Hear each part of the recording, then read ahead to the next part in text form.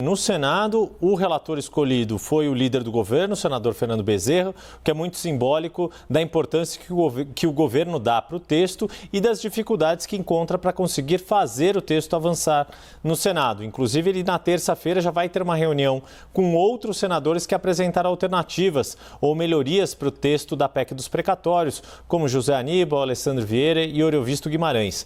Minha pergunta, se você pudesse participar dessa reunião, qual é a sugestão que você daria aos senadores para melhorar o texto da Câmara? O que precisa ser melhorado no texto da Câmara durante a votação do Senado para enfrentar essas questões, essas dúvidas que você colocou agora, que estão causando ali perplexidade, principalmente em investidores estrangeiros, sobre o cumprimento dos contratos e a resiliência, a rigidez das nossas instituições fiscais?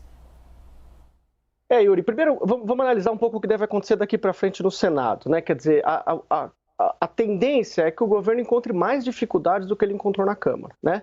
Por dois motivos básicos. Primeiro, o ambiente do Senado não é um ambiente tão adesivo à plataforma de aprovação legislativa do governo, que é essa plataforma das emendas, que a gente viu que tem sido muito bem sucedida na Câmara, né? O presidente Arthur Lira mostrou que sabe fazer e entrega resultados para o governo, até em temas improváveis, como é o caso. No Senado, o clima político não é exatamente esse, né? Para dar um exemplo simples, a gente acabou de ver a CPI da Covid, que mostrou um ambiente um pouco mais complexo para o governo, né? Então, acho que esse é o primeiro fator.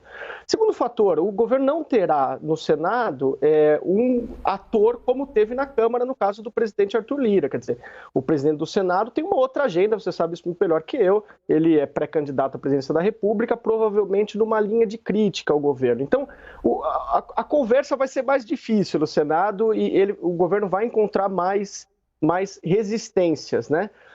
A sua pergunta, para mim, é uma pergunta meio impossível, não tem muito como responder, porque esse projeto ganhou uma importância tão grande no governo que, de certa forma, ele responde pela sobrevivência do governo. Quer dizer, se o governo não liberar esses 90 bilhões que a gente estima que venham dessas duas medidas que eu comentei, o governo não vai ter nenhuma capacidade de ação no próximo ano e, muito provavelmente, isso vai ter impactos eleitorais importantes.